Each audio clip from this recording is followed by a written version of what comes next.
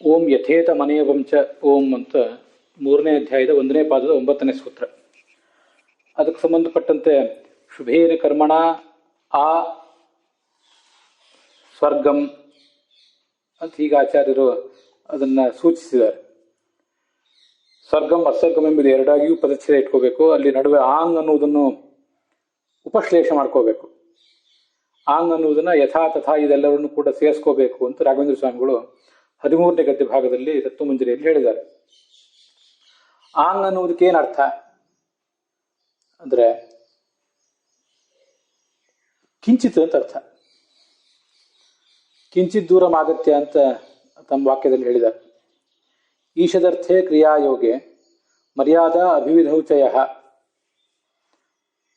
ಏತಮಾತಂಗಿತಂ ವಿದ್ಯಾತ್ ವಾಕ್ಯಸ್ಮರಣೆಯೋ ರಂಗಿತ ಅಂತಿದೆ. ಅದೇನು ನಮಗೆ ಬೇಕಾಗಿಲ್ಲ. ಆ ಅನ್ನೋದಕ್ಕೆ ಅರ್ಥ ಏನು ಅಂತ ಅನ್ನೋದನ್ನ ನೋಡಿದ್ರೆ ಸಾಕು. ಈ ಈಶತ್ ಅನ್ನೋದಕ್ಕೆ ಆ ಅನ್ನೋದಕ್ಕೆ ಈಶತ್ ಅಂತ ಅರ್ಥ ಇದೆ, ಸ್ವಲ್ಪ ಅಂತ ಅರ್ಥ ಇದೆ. ಕ್ರಿಯೆಯ ಸಂಬಂಧ, ಕ್ರಿಯೆಯ ಸಂಬಂಧ ಅಂದರೆ ಆಹರತಿ ಇತ್ಯಾದಿಗಳಲ್ಲಿ ಆಹರತಿ ಆಗಚ್ಚತಿ ಇದೆಲ್ಲ ಕ್ರಿಯಾ ಸಂಬಂಧ ಅಷ್ಟೆ. ಈಶತ್ ಅಂದರೆ ಸ್ವಲ್ಪ, ಇಲ್ಲಿ ಸ್ವಲ್ಪ ಅಂತ ಅರ್ಥ ಇದೆ. ಇನ್ನು ಕೆಲವು ಕಡೆ ಮರ್ಯಾದಾ, ಇನ್ನು ಕೆಲವು ಕಡೆ ಅಭಿವಿಧಿ. ಮರ್ಯಾದಾ ಅಂದರೆ ನಮಗೆ ಗೊತ್ತಿದೆ, ಅಲ್ಲಿಯವರೆಗೆ ನಾವು ಹೋಗಬೇಕು ಅಂತೇವೆ. ಹಿಮಾಲಯದವರೆಗೆ ನಾವು ಹೋಗಬೇಕು ಅಂತ ಈ ಥರ ಒಂದು ವಾಕ್ಯ ಪ್ರಯೋಗ ಮಾಡಿದಾಗ ಆ ಹಿಮಾಲಯಂ ಗಂತವ್ಯಂ ಅಂತ ಹೀಗೆ ಹೇಳಿದಾಗ ಅದಕ್ಕೆ ಎಲ್ಲ ಅರ್ಥ ಆಗ್ಬೋದು. ಹಿಮಾಲಯದವರೆಗೆ ಹೋಗಬೇಕು, ಆದರೆ ಹಿಮಾಲಯಕ್ಕೆ ಹೋಗಬಾರ್ದು, ಅಲ್ಲಿಕ್ಕಿಂತ ಮುಂಚೆನೇ ಹೋಗಬೇಕು ಅಂತ. ಅದು ಮರ್ಯಾದ. ಮರ್ಯಾದ ಅಂದರೆ ಬೌಂಡ್ರಿ ಅಂತ ಅರ್ಥ. ಅದು ಆ ಹಿಮಾಲಯವನ್ನು ಎಕ್ಸ್ಕ್ಲೂಡ್ ಮಾಡಿ ಅದಕ್ಕಿಂತ ಮುಂಚೆನೇ ನಾವು ಈ ಕಡೆ ಬಂದ್ಬಿಡ್ಬೇಕು ಅಂತ ಒಂದು ಅರ್ಥ ಆಗ್ಬೋದು ಪ್ರಸಂಗಾನುಸಾರ. ಇನ್ನೊಂದು ಹಿಮಾಲಯವನ್ನು ಕವರ್ ಮಾಡಿ ಅದನ್ನು ಇನ್ಕ್ಲೂಡ್ ಮಾಡ್ಕೊಂಡು ಹೋಗಬೇಕು ಅಂತ ಮತ್ತೊಂದು ಅರ್ಥ ಆಗ್ಬೋದು. ಅದಕ್ಕೆ ಅಭಿವಿಧಿ ಅಂತ ಅರ್ಥ. ಅಭಿವಿಧಿ ಅಂದರೆ ವ್ಯಾಪ್ತಿ. ಮರ್ಯಾದಾ ಅಂದರೆ ಅದನ್ನು ಬಿಟ್ಟು ಅಂತ ಅರ್ಥ. ಯಾವುದನ್ನು ಹೇಳಿರ್ತಾರೋ ಅದನ್ನು ಬಿಟ್ಟು ಅಂತ ಅರ್ಥ.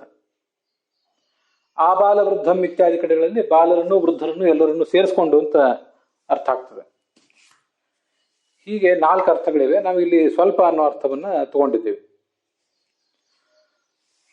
ಇದು 13ನೇ ಗದ್ಯ ಭಾಗಕ್ಕೆ ಸಂಬಂಧಪಟ್ಟಂತೆ ವಿವರಣೆ. ಮುಂದೆ 14ನೇದು ಚರಣಾದಿತ್ಯನ್ನ ತದುಪಲಕ್ಷಣಾರ್ಥೇತಿ ಕಾಷ್ಣಾಜಿನಿಹಿ ಅಂತ 3ನೇ ಅಧ್ಯಾಯದ 1ನೇ ಪಾದದ 10ನೇ ಸೂತ್ರ. ಅದಕ್ಕೆ ಸಂಬಂಧಪಟ್ಟಂತೆ ಕೂಡ ಆಚಾರ್ಯರು ಶುಭೇನ ಕರ್ಮಣ ಸ್ವರ್ಗಂ ಯಾತಿ ಅಂತಲೇ ಅರ್ಥ ಅದನ್ನು ಸಂಗ್ರಹಿಸಿದ್ದಾರೆ. ಅದನ್ನು ರಾಘವೇಂದ್ರ ಸ್ವಾಮಿಗಳು ತತ್ವಮಂಜರಿಯಲ್ಲಿ 14ನೇ ಗದ್ಯ ಭಾಗದಲ್ಲಿ ವಿವರಿಸ್ತಾರೆ. ಈ ಕರ್ಮದ ಬಗ್ಗೆ ವೈರಾಗ್ಯ ತಾಳಬೇಕು, ಅದರಲ್ಲಿಯೂ ಕಾಮ್ಯ ಕರ್ಮದ ಬಗ್ಗೆ ಅಂತೆಲ್ಲ ಹಿಂದೆ ಬಂದಿದೆ. ಆ ಕಾಮ್ಯ ಕರ್ಮದ ಬಗ್ಗೆ ವೈರಾಗ್ಯ ಯಾಕೆ ತಾಳಬೇಕು ಅಂತ ಈಗಿರುವ ಪ್ರಶ್ನೆ ನಮ್ಮದು. ಅದನ್ನೇ ಬೇರೆ ಬೇರೆ ರೀತಿಯಿಂದ ಜಿಜ್ಞಾಸಿಸ್ತಾ ಇದ್ದಾರೆ ಅಷ್ಟೆ.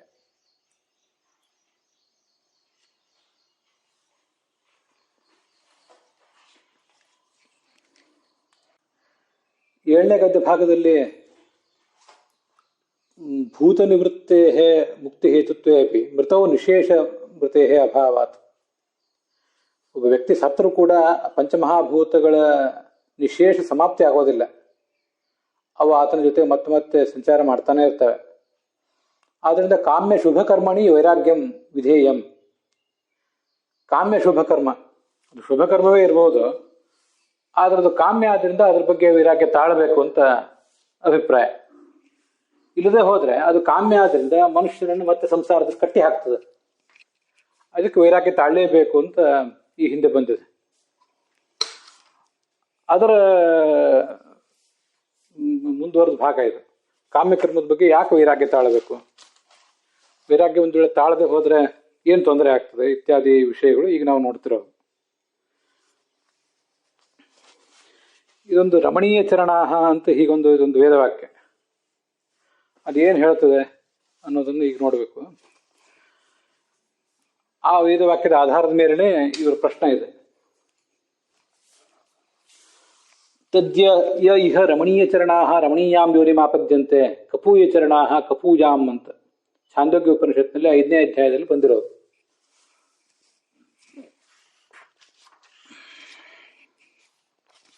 ತತ್ವಮಂಜರಿಯಲ್ಲಿ ಹೇಳ್ತಾರೆ, ನಾನು ಅಥಾಪಿನ ಕರ್ಮಣಿ ವೈರಾಗ್ಯಂ. ಇಷ್ಟಾದರೂ ಕಾಮ್ಯಕರ್ಮದ ಬಗ್ಗೆ ನೀವು ವೈರಾಗ್ಯ ತಾಳಬೇಕಾದ್ದೇನೂ ಅಗತ್ಯ ಅಲ್ಲ. ಯಾಕೆಂದ್ರೆ ಆ ಕಾಮ್ಯಕರ್ಮ ನಿಮ್ಮನ್ನು ಕಟ್ಟಿ ಹಾಕ್ತದೆ ಅಂತ ನೀವೇನು ಭಯ ಪಡಬೇಕಾಗಿಲ್ಲ. ರಮಣೀಯ ಚರಣಾ ರಮಣೀಯಾಂ ಯೋನಿಮಾಪದ್ಯಂತೆ ಇತಿ ಗಮನಾಗಮನಾದೇಹೆ, ಗಮನ ಮತ್ತು ಆಗಮನ, ಮೇಲೆ ಹೋಗೋದು ಮತ್ತು ಈ ಕಡೆ ಮರಳಿ ಬರೋದೇನಿದೆ, ಇದು ಕರ್ಮಾಂಗಭೂತ ಆಚಾರ ಫಲತ್ವ ಶ್ರವಣೇನ. ಈ ಗಮನಕ್ಕೂ ಆಗಮನಕ್ಕೂ ಏನು ಫಲ?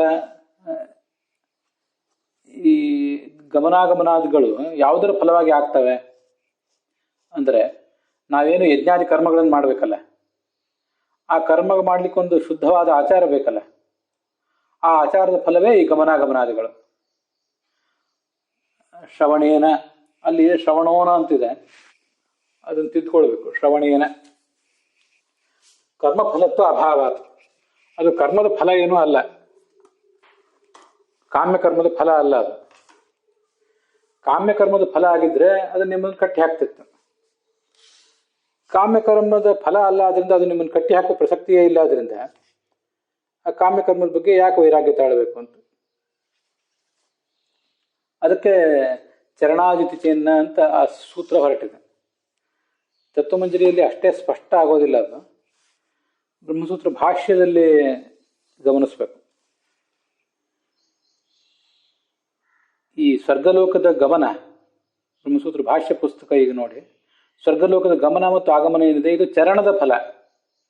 ಚರಣ ಅಂದ್ರೆ ಸದಾಚಾರ, ಅದು ಯಜ್ಞದ ಫಲ ಅಲ್ಲ ಅಂತ ತಿಳಿಬೇಡಿ ಅಂತ ಅದರ ಬಗ್ಗೆ ವಿವರ ಬಂದಿದೆ.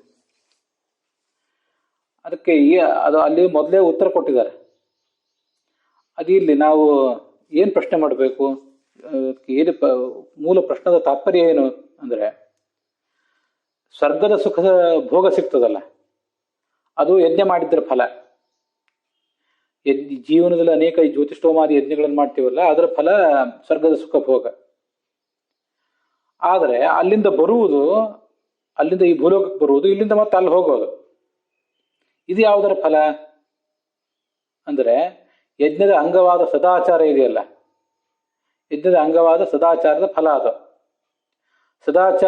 ಸದಾಚಾರಿಗಳು ಉಚ್ಚ ಯೋನಿಯಲ್ಲಿ ಹುಟ್ಟುತ್ತಾರೆ, ಅಲ್ಲಿಂದ ಇಲ್ಲಿ ಬಂದು ಉಚ್ಚ ಯೋನಿಯಲ್ಲಿ ಹುಟ್ಟುತ್ತಾರೆ. ದುರಾಚಾರಿಗಳು ಅಲ್ಲಿಂದ ಇಲ್ಲಿ ಬಂದು ಮತ್ತೆ ನೀಚ ಯೋನಿಯಲ್ಲಿ ಜನಿಸ್ತಾರೆ ಅಂತ ಛಾಂದೋಗ್ಯ ಉಪನಿಷತ್ನಲ್ಲಿದೆ. ಆದ್ರಿಂದ ಗಮನಾಗಮನಾದಿಗಳು ಆಚಾರದ ಫಲ, ಮತ್ತೆ ಸ್ವರ್ಗ ಸುಖ ಭೋಗ ಅಂತನ್ನುವುದು ಯಜ್ಞದ ಫಲ. ಆಚಾರ ಅಂದ್ರೆ ಮೈಲಿಗೆ, ಪಾವಿತ್ರ್ಯ, ಅಂತರಂಗ ಬಹಿರಂಗ ಶುದ್ಧಿ ಇತ್ಯಾದಿ. ಈ ಆಚಾರದ ಫಲವೇ ಗಮನಾಗಮನ. ಯಾವುದೋ ಒಂದು ಉತ್ತಮ ಯೋನಿಯಲ್ಲಿ ಹುಟ್ಟೋದು, ಕೆಟ್ಟ ಯೋನಿಯಲ್ಲಿ ಹುಟ್ಟೋದು, ಇದಕ್ಕೆಲ್ಲ ಅದು ಕಾಮ್ಯಕರ್ಮದ ಫಲ ಅಲ್ಲ. ಕಾಮ್ಯಕರ್ಮದ ಫಲ ಆಗಿದ್ರೆ ಆ ಕಾಮ್ಯಕರ್ಮ ನಿಮ್ಮನ್ನು ಕಟ್ಟಿ ಹಾಕ್ತದೆ ಅಂತ ಹೇಳ್ಬೋದಿತ್ತು ನೀವು. ಕಾಮ್ಯಕರ್ಮಕ್ಕೂ ಅದಕ್ಕೂ ಸಂಬಂಧ ಇಲ್ಲ. ಕಾಮ್ಯಕರ್ಮದ ಬಗ್ಗೆ ಯಾಕೆ ವೈರಾಗ್ಯ ತಾಳಬೇಕು? ಆದ್ರಿಂದ ಕಾಮ್ಯಕರ್ಮದಲ್ಲಿ ವೈರಾಗ್ಯ ತಾಳಬೇಕಾಗಿಲ್ಲ ಅಂತ ಪೂರ್ವ ಪಕ್ಷದ ಅಭಿಪ್ರಾಯ. ಕೆ.ಟಿ. ಪಾಂಡ್ರಂಗಿ ಅವರ ಅನುವಾದದಲ್ಲಿ ಕೂಡ ಅದನ್ನ ಅದೇ ರೀತಿ ಕೊಟ್ಟಿದ್ದಾರೆ. ಕರ್ಮದ ಅಂಗಭೂತವಾದ ಆಚಾರದ ಫಲವೇ ಸ್ವರ್ಗಾದಿಗಳ ಆಚಾರದಿಂದ ಸ್ವರ್ಗಾದಿಗಳ ಗಮನ ಮತ್ತು ಆಗಮನ. ಅಲ್ಲಿ ಆಗಮನ ಗಮನ ಅಂತ ಅಷ್ಟೇ ಇದೆ. ವಸ್ತುತಃ ನೀಚ ಯೋನಿಯಲ್ಲಿ ಜನ್ಮ, ಉಚ್ಚ ಯೋನಿಯಲ್ಲಿ ಜನ್ಮ ಅಂತ ಬ್ರಹ್ಮಸೂತ್ರ ಭಾಷ್ಯದ ವಿವರಣದಲ್ಲಿದೆ. ಅದನ್ನು ಹೇಳೋದು ಒಳ್ಳೆಯದು.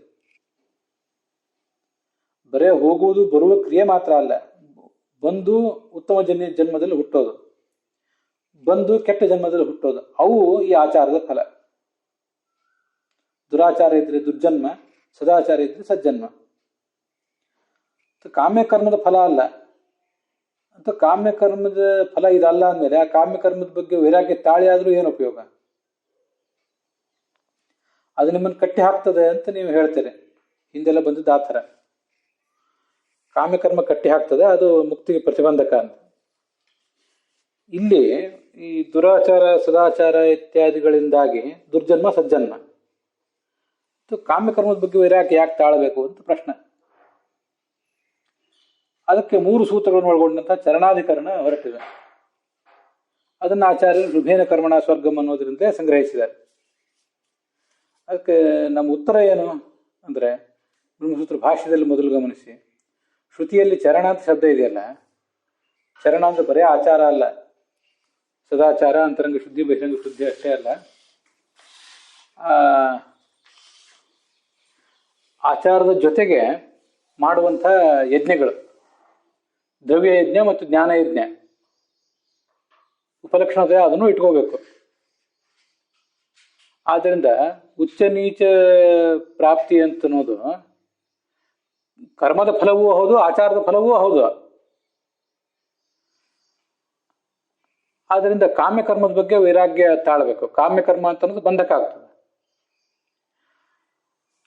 ಈ ನಿಮಗೆ ಕರ್ಮ ಉಚ್ಚ ನೀಚ ಯೋನಿ ಪ್ರಾಪ್ತಿ ಅನ್ನೋದು ಕರ್ಮದ ಫಲ ಅಂತ ಬಂತಲ್ಲ, ನೀವು ಒಂದು ವೇಳೆ ಕಾಮ್ಯಕರ್ಮವನ್ನೇ ಮಾಡಿದ್ರೆ ಉಚ್ಚ ಜನ್ಮನೇ ಬರಬಹುದಾದ್ರೆ ಅದು ನೀವು ಬಂಧಕ ಆದ್ರೆ,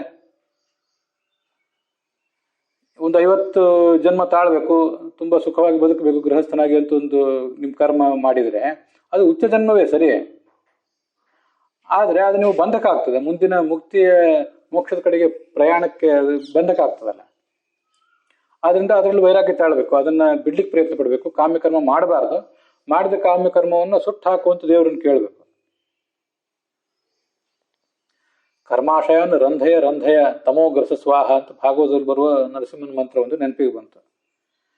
ಕರ್ಮ ಯಾವ ದೇಹದ ಮೂಲಕ ನಾವು ಮಾಡ್ತೀವಲ್ಲ, ಆ ದೇಹಗಳನ್ನು ಸುಟ್ಟು ಹಾಕು ಭಗವಂತನೇ. ಸುಟ್ಟು ಹಾಕು ಅಂದ್ರೆ ಈಗಾಗಲೇ ಇದ್ದದ್ದು ಆದ್ರೆ ಅದನ್ನು ಸುಟ್ಟು ಹಾಕು. ಹೊಸದಾಗಿ ಬಂದು ಮತ್ತೆ ನಮಗೆ ವಿಳಂಬ ಮಾಡುವಂತಿದ್ರೆ ಅದನ್ನು ಕೂಡ ಸುಟ್ಟು ಹಾಕು. ಯಾಕೆಂದ್ರೆ ನಮಗೆ ಶ್ರವಣ ಮನನ ಧ್ಯಾನ ಮತ್ತೆ ಜ್ಞಾನ ಭಕ್ತಿ ವೈರಾಗ್ಯಗಳಿಗೆ ಕಾರಣವಾದ ಪುಣ್ಯವೇ ನಮಗೆ ಬೇಕಾದದ್ದು. ಉಳಿದದ್ದು ಯಾವುದು ನಮಗೆ ಬೇಕಾಗಿಲ್ಲ. ಕರ್ಮವನ್ನು ಮಾಡಿ, ಕಾಮ್ಯ ಕರ್ಮವನ್ನು ಮಾಡಿ ಆ ಮೂಲಕ ಮತ್ತೆ ಮತ್ತೆ ನಾವು ಈ ಜಗತ್ತಿನಲ್ಲಿ ಸಿಕ್ಕಿ ಬೀಳುವುದಿದ್ರೆ, ಅಂತ ಸಾಧ್ಯತೆ ಇದ್ರೆ ಅದನ್ನು ಸುಟ್ಟು ಹಾಕು ಭಗವಂತನೇ ಅಂತ ದೇವರ ಹತ್ರ ಪ್ರಾರ್ಥನೆ. ಅದು ಭಾಗವತದ ಮಂತ್ರ ನೆನಪಿಗೆ ಬಂತು, ಹೇಳಿದೆ. ಆದ್ರಿಂದ ಈ ಉಚ್ಚ ಜನ್ಮ ಪ್ರಾಪ್ತಿ ಮತ್ತು ನೀಚ ಜನ್ಮ ಪ್ರಾಪ್ತಿ ಅನ್ನೋದೇನಿದೆ, ಇದು ಕೇವಲ ಸದಾಚಾರದ ಫಲ ಅಲ್ಲ ಮತ್ತು ದುರಾಚಾರದ ಫಲವೂ ಅಲ್ಲ. ಅದರದ್ದು ಮಾತ್ರ ಫಲ ಅಲ್ಲ ಅಂತ ಇಟ್ಕೋಬೇಕು. ಹಾಗಾದ್ರೆ ಇನ್ಯಾವುದರ ಫಲ ಅಂದ್ರೆ, ನಾವು ಮಾಡುವ ಕರ್ಮದ ಫಲವೂ ಹೌದು. ಇಲ್ಲಿ ಮತ್ತೊಂದು ಸಂದೇಶನೂ ಇದೆ, ಅದನ್ನು ಗಮನಿಸ್ಬೇಕು. ಮುಂದಿನ ಜನ್ಮದಲ್ಲಿ ಒಂದು ಸಜ್ಜನ್ಮ ನಾವು ಬರಬೇಕಾಗಿದೆ. ಆ ಸಜ್ಜನ್ಮ ಬರಬೇಕಾದ್ರೆ ತುಂಬಾ ಒಳ್ಳೆ ಆಚಾರವಂತರಾಗಿ ಕೇವಲ ಮಡಿಮೇಲಿಗೆಗಳನ್ನು ಮಾತ್ರ ಆಚರಿಸಿಕೊಂಡಿದ್ರೆ ಉಪಯೋಗ ಇಲ್ಲ. ಅದಕ್ಕೆ ಮತ್ತೆ ಯಾವುದರ ಫಲ ಅಂದ್ರೆ, ಅದು ನೀವು ಮಾಡುವ ಕರ್ಮದ ಫಲವೂ ಹೌದು, ಯಜ್ಞದ ಫಲನೂ ಹೌದು ಅಂತ ಬಂತಲ್ಲ, ಅಲ್ಲಿ ಕರ್ಮದ ಫಲ ಅಂತ ಹೇಳಿದ್ದಾರೆ. ಕರ್ಮದ ಫಲ ಅಂದ್ರೆ ಯಜ್ಞದ ಫಲ ಅಂತ ಅರ್ಥ. ಯಜ್ಞ ಅಂದ್ರೆ ದ್ರವ್ಯ ಯಜ್ಞ ಮತ್ತು ಜ್ಞಾನ ಯಜ್ಞ. ನೀವು ಆಚಾರದ ಜೊತೆಗೆ, ಚರಣ ಅಂದ್ರೆ ಆಚಾರ, ಸದಾಚಾರ, ಅಂತರಂಗ ಬಹಿರಂಗ ಶುದ್ಧಿ, ಅದರ ಜೊತೆಗೆ ಉತ್ತಮ ಕರ್ಮವನ್ನು ಮಾಡಿದರೆ, ದ್ರವ್ಯ ಯಜ್ಞ ಮತ್ತು ಜ್ಞಾನ ಯಜ್ಞಗಳನ್ನು ಮಾಡಿದರೆ ಅದರಿಂದ ಸಜ್ಜನ್ಮ ಪ್ರಾಪ್ತ ಆಗ್ತದೆ. ಮತ್ತೆ ಇಲ್ಲದೆ ಹೋದ್ರೆ ದುರ್ಜನ್ಮ ಪ್ರಾಪ್ತ ಆಗ್ತದೆ ಅಂತ ಅದರ ತಾತ್ಪರ್ಯ.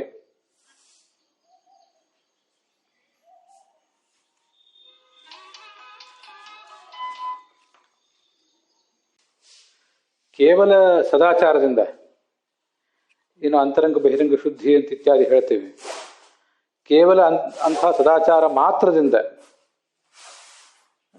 ಮಾಡಬೇಕಾದ ಕರ್ಮಗಳನ್ನು ಮಾಡದೆ ಹೋದ್ರೆ, ಮನುಷ್ಯನಿಗೆ ಅನೇಕ ಕರ್ತವ್ಯಗಳಿದೆ, ಆ ಕರ್ತವ್ಯಗಳನ್ನ ಯಾವುದನ್ನು ಮಾಡ್ತಿಲ್ಲ, ಆದ್ರೆ ಶುದ್ಧವಾದ ಸದಾಚಾರ ಮಾತ್ರ ಇಟ್ಕೊಂಡಿದ್ದಾನೆ ಅಂತ ಹಾಗೆ ಒಂದು ವೇಳೆ ಇದ್ರೆ ನಿಮಗಿದ್ರೆ, ಅದರಿಂದ ಮುಂದೆ ಸಜ್ಜನ್ಮ ಸಿಗೋದಿಲ್ಲ ನಿಮಗೆ.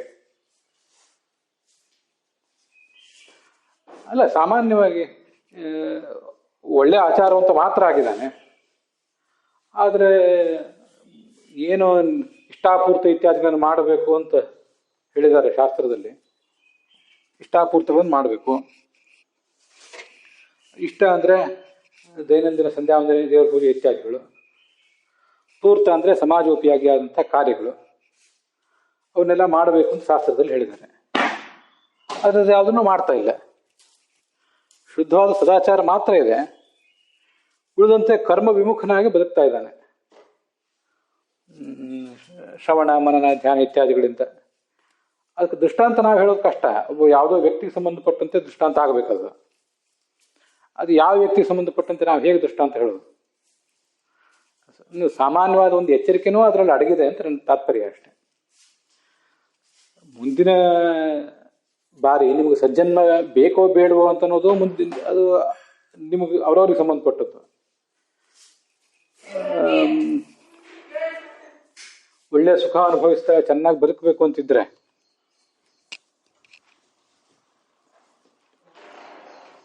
ನಿಮ್ಗೆ ಒಂದು ವೇಳೆ ಬಯಕೆನೇ ಇದ್ರೆ, ಆ ಬಯಕೆ ಬಂಧಕ ಆಗ್ತದೆ ಅಂತಂದು ವಿಷಯ ಬೇರೆ.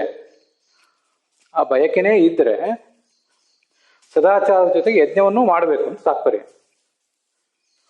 ಯಜ್ಞ ಅಂತನ್ನುವುದು ಮುಖ್ಯ.